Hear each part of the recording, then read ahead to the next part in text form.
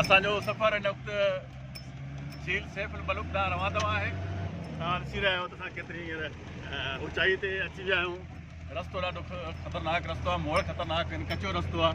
ऐं तव्हां ॾिसो हिते पाणी बि असां गॾु वेठो हले त असांजी जीप बि गॾु गॾु आहे। पाणी जेको बर्फ़ ॻरी आहे मथां उहा आहिस्ते आहिस्ते ॻरंदी पाणी सूरत में हेठि लहे थी, जेका हेठि नदीअ में वञे थी। ऐं रस्तो ॾिसो केतिरो ख़तरनाक आहे। पोइ मोटरसाइकिल वारा हिते पहुचनि था ऐं 4x4 गाॾी खां या मोटरसाइकिल वारा पहुचंदा। बाक़ी ॿी का बि गाॾी ते पहुची नथी सघे। ऐं ॾाढो ख़तरनाक रस्तो मोड़। ऐं तव्हां ॾिसो त केतिरी असां ऊचाई ते आहियूं। हेठि तव्हांखे ॾेखारे रहिया आहियूं त असां किथां खां मथे पहुता आहियूं। ॾिसो साम्हूं बिल्कुलु मंज़र जेके आहिनि तव्हांजे साम्हूं ख़ूबसूरत मंज़र, बर्फ़पोश पहाड़, बर्फ़पोश तव्हां ॾिसो था हीअ बर्फ़ ई बर्फ़ मथां। ऐं ॾींहुं जो ॾींहुं आहे त सीउ थोरो घटि आहे, पर जीअं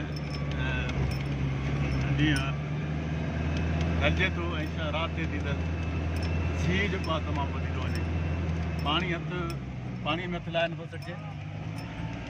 जेको पाणी में हथु लाहे थो उहो ॾकी थो वञे। ॾिसो ख़ूबसूरत मंज़र, इंतिहाई ख़ूबसूरत मंज़र, ज़बरदस्त। सॼो पहाड़ जेको आहे सो बर्फ़ सां ढकियल आहे।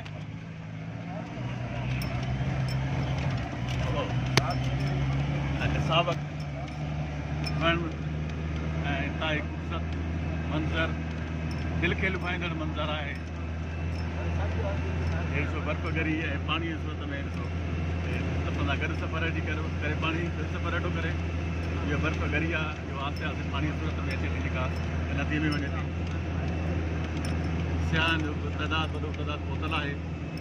ऐं सियाह हीअ दिलि खे लुभाईंदड़ मंज़र आहिनि ऐं उन्हनि खे ॾिसण लाइ हिते पहुचनि था। सो हीअ गाॾियुनि जो वॾो क़ाफ़िलो तव्हांखे नज़र ईंदो रस्तो।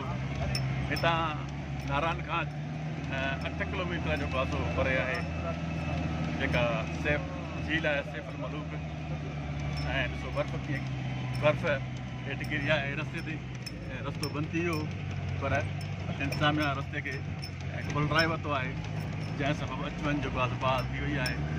ऐं 10 महीने खां पोइ हिते जेके रस्ता आहिनि से बंदि थी वेंदा आहिनि, छाकाणि बर्फ़बारी पवंदी आहे ऐं इलाइक़े वासियुनि जो घरनि ताईं महदूद थी वेंदा आहिनि।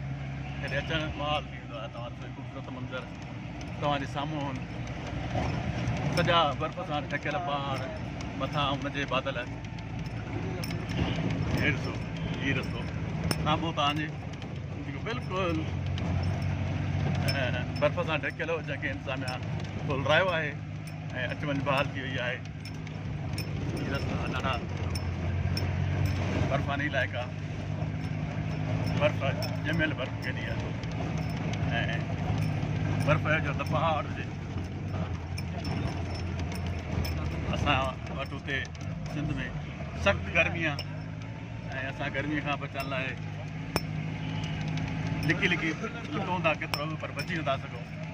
पर हिते बर्फ़ जो ॾिसो, बर्फ़ जा ढेर आहिनि, बर्फ़ जा पहाड़ आहिनि।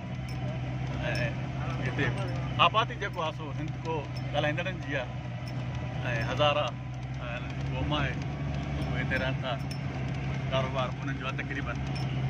ॾिसो केॾो ऊचो रस्तो आहे, हितां असां सफ़र करे रहिया आहियूं ऐं साम्हूं असांजे बर्फ़ सां ढकियल पहाड़ आहे।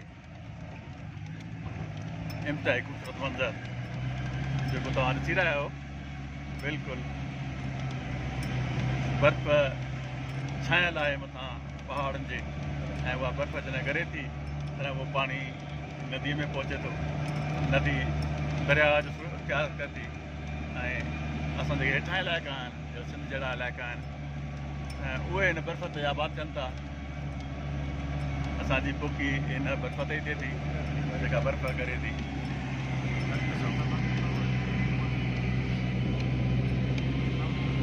सियाह जो वॾो अंग हिते पहुतल आहे। सियाह सेल्फियूं कढी, फोटू कढी, फैमिलियुनि सां वॾे अंग में सियाह हिते पहुतल आहिनि। ऐं तव्हांखे साम्हूं ॾिसो त बर्फ़ रस्ते खे ढके छॾियो आहे ऐं क्रेन पहुतल आहे। क्रेन बर्फ़ खे खोटरे ऐं रस्तो साफ़ करे रही आहे, बर्फ़ खे किराए रही आहे त जीअं रस्तो खुली वञे ऐं सियाह ॾंड घुमी सघनि।